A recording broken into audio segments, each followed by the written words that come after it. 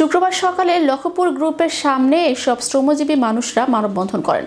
মানববন্ধনে তারা বলেন, বিগত আমলে স্বৈরাচার ফ্যাসিস্ট সরকারের আমলে এইসব প্রতিষ্ঠানগুলো বন্ধ করে দেওয়া হয়েছে। এতে আমাদের ছেলেমেয়েরা লেখাপড়া এবং সংসার চালাতে হিমশিম খেতে হচ্ছে। এখন যদি আমাদের প্রতিষ্ঠানগুলো খুলে দেওয়া হয় তাহলে আমাদের অনেক উপকৃত হবে। সরকারের কাছে আমরা কর্মহীন মানুষরা অনুরোধ করছি যাতে অতি দ্রুত সময়ের মধ্যে প্রতিষ্ঠানগুলো খুলে দেওয়া হোক। লক্ষ্মীপুর গ্রুপের কর্ণধার SM আমজাদ হোসেন বলেন, ফ্যাসিস্ট সরকারের আমলে যখন আমি চাঁদা দিতে ব্যর্থ হই ঠিক তখনই আমার কোম্পানির অ্যাকাউন্টগুলো ফ্রিজ করে দেওয়া হয়েছিল, যার কারণে আমি কোম্পানিগুলো বন্ধ করে দিতে বাধ্য হই এবং জীবননাশের হুমকি পর্যন্ত দেওয়া হয়। বর্তমান সরকারের প্রধান উপদেষ্টার কাছে অনুরোধ করছি পুনরায় তদন্ত সাপেক্ষে আমার প্রতিষ্ঠানগুলো খুলে দেওয়া হোক। যদি সংশ্লিষ্ট কর্তৃপক্ষ বিষয়টি নজরে এনে অতি দ্রুত বন্ধ কারখানাগুলো চালু করে দেয় তাহলে একদিকে যেমন শ্রমজীবীরা পুনরায় তার কর্মসংস্থান ফিরে পাবে, অন্যদিকে বেকারত্ব ঘুচবে এই এলাকার দরিদ্র অসহায় জনগণের, এমনটাই মনে করছে সকলে। ফ্যাসিস্ট সরকারের আমলে আমাদের এই গ্রুপটা লক্ষ্মীপুর গ্রুপটা বন্ধ আছে। অনতিবিলম্বে এই গ্রুপটা চালু করার জন্য প্রধান উপদেষ্টা বা সরকারের কাছে বিনীত অনুরোধ জানাচ্ছি যাতে করে কর্মজীবী শ্রমিকরা কাজ করে খেতে পারে। গ্রুপের চাকরি করি, লক্ষ্মীপুর গ্রুপের সামনে দাঁড়াই আছি, আমরা না খেয়ে মরার কাজ হয়ে গেছি। টোটাল লক্ষ্মীপুর গ্রুপ বন্ধ, আমাদের ছেলেমেয়েরা বাঁচবে কি করে, স্কুলে ফাটাতে পারতেছি না। আমি লক্ষ্মীপুর গ্রুপ খুলে দিতে হবে। আমি এখানে আসছি হচ্ছে এই ফ্যাক্টরিগুলো বন্ধ হয়ে যাচ্ছে, বন্ধ করে দিছে। এখন আমাদের চলতে খুবই কষ্ট হয়, ছেলে মেয়ে কষ্ট বা বাড়িঘর কিচ্ছুই নেই। আমরা এখান থেকে চাকরি করে আমাদের ছেলে মেয়ে বা আমরা চলতাম।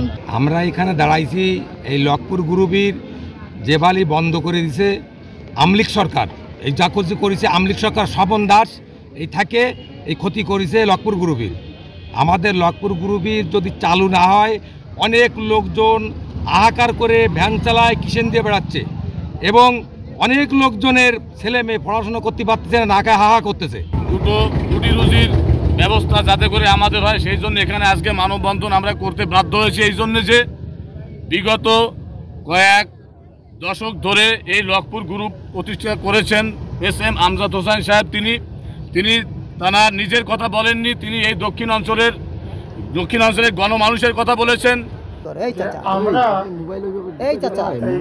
সরকারের যারা এখানে ছিল, যারা কেন্দ্রে ছিল, যারা জেলায় ছিল, তাদের কোনো মনোরঞ্জন আমরা করতে পারি নাই ঠিক মতো।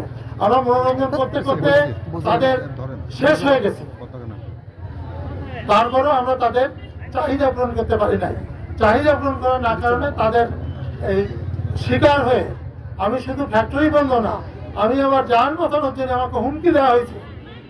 ডিজিএ তরফ থেকে তৎকালীন নিজে আমাকে হুমকি দেওয়া হয়েছে যে আপনি যদি এগুলো করেন তা নাহলে আপনাকে দেশ থেকে বেরিয়ে দেবো। আমাকে দেশ থেকে চলে যেতে পর্যন্ত বাধ্য করা হয়েছে। এবং ফ্যাক্টরিগুলো আপনি তো আমার বক্তৃতায় বলছি, আপনি শুনছেন, এটা আস্তে করে এমনভাবে তারা নির্দেশ দিয়েছে সে সমস্ত ব্যাংক এবং অন্যান্য NBR বিভিন্ন প্রতিষ্ঠান তাদের আমাদের অ্যাকাউন্ট ফ্রিজ করে দেওয়া হয়েছে। বিভিন্ন কোম্পানি এই অ্যাকাউন্ট ফ্রিজ করে দেওয়ার কারণে অটোমেটিক্যালি এগুলো বন্ধ হয়েছে।